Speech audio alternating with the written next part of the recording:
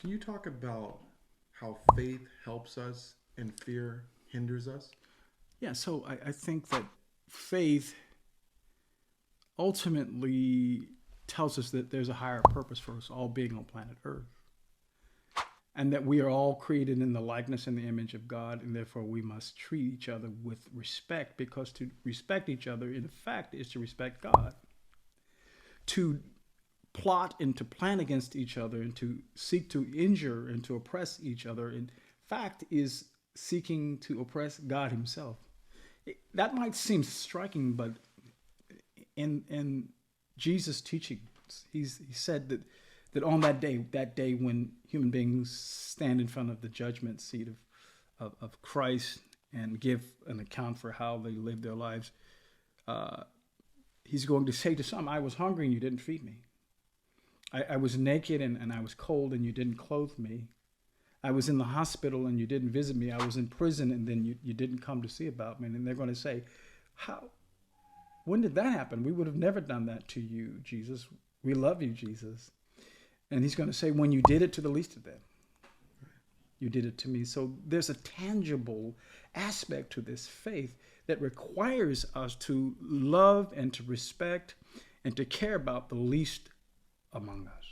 And faith encourages us to do that. Now, on the other hand, fear causes us to suspect and dislike and distrust people who are not like us in terms of our culture, in terms of our religious convictions, in terms of our color.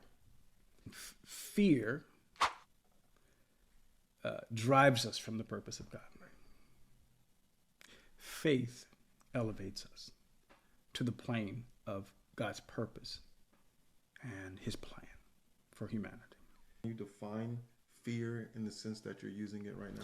Yeah, in the sense that I'm using the term fear, in the sense that we are experiencing as it's washing over America on this day that we paused as a nation to celebrate Dr. King's holiday.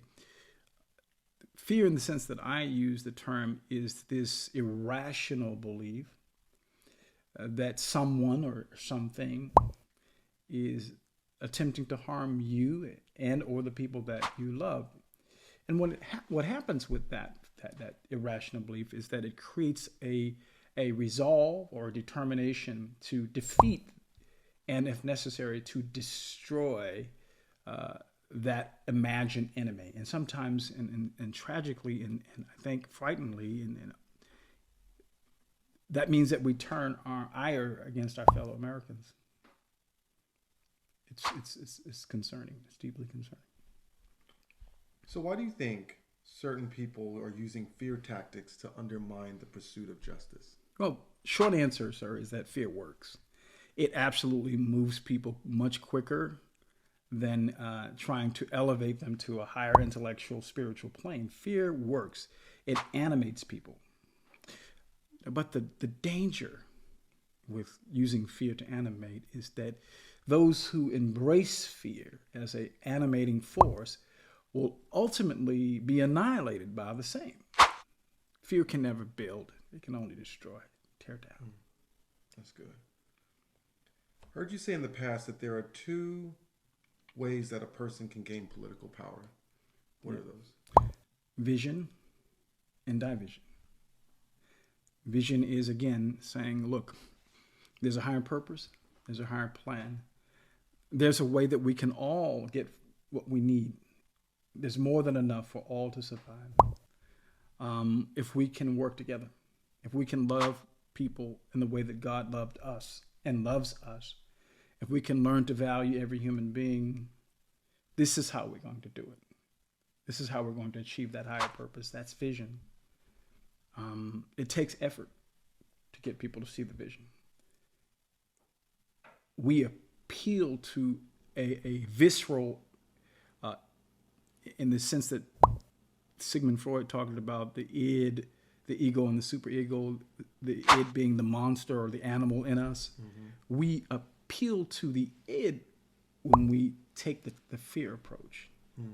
And therefore the id responds and behaves in that way, in that idiotic fashion. So we see people behaving, and I mean that in the technical sense, in a visceral, animal, almost like manner. So it would be safe to say that you feel like fear is tied into division? 100%. Division and fear are partners. They complement it, if that could be said of fear. But yes, they go hand in hand.